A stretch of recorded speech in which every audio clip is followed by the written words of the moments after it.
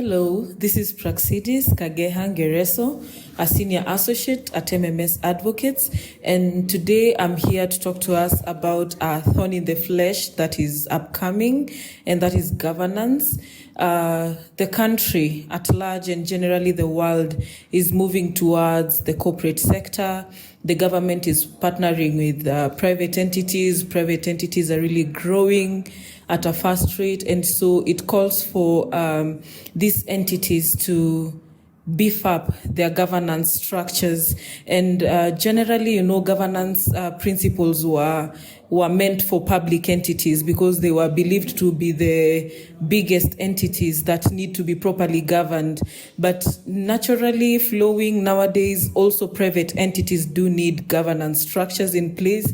And they do need to actually consider the governance principles. We are talking about fairness, we are talking about accountability, we are talking about transparency, we are talking about responsibility in these organizations. And so it's really, really key that both the private sector and the public sector ensures that they have proper governance structures in place. And so somebody would ask, so what are the governance standards that exist in our current practice? What are the governance standards? So we have things like meetings. We need to ensure that our meetings within the companies, within the private entities, public entities, that our meetings are actually up to the required standard. We are looking at quorum at the meetings, who is supposed to attend or sit in that meeting, how do we call for that meeting in terms of notice, and also how do we vote during the meeting. What kind of decisions can we make in what type of a meeting, so that we don't have company decisions mixed up. You pass a special resolution where it ought to be an ordinary resolution. You pass a circular resolution which is supposed to be, an ordinary or special resolution. So it's very, very key that companies do observe that.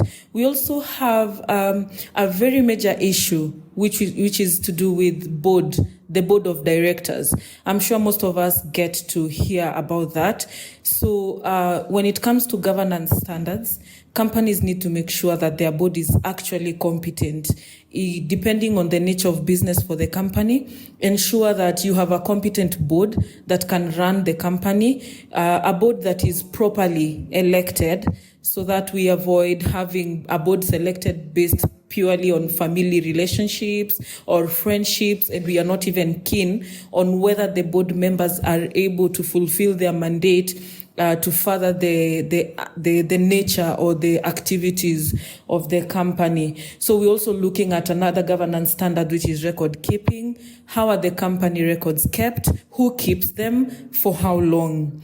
The other issue we need to look at is the rights and responsibilities. So who is responsible for what, and what rights are accorded to them? If it is shareholders, they have the right to information, they have the right to vote, they have the right to even query the records of the company. So we have also the directors. What are their responsibility? What nature of decisions can they make on their own? Which ones do they need the support of the shareholders of the company? We also have another standard which is based on performance monitoring and evaluation, where you need to make sure you are adequately rewarding employees, also based on how their input to the company. We also have ethics. How are people conducting themselves in the company? Are they being ethical? Are they being corrupt? What nature of gifts are acceptable to the company? We also have, lastly, another governance standard, which is risk management. So we need to understand how much risk can the company take in, can the company tolerate. So for more information, please reach out to our website at mmsadvocates.co.ke. Thank you.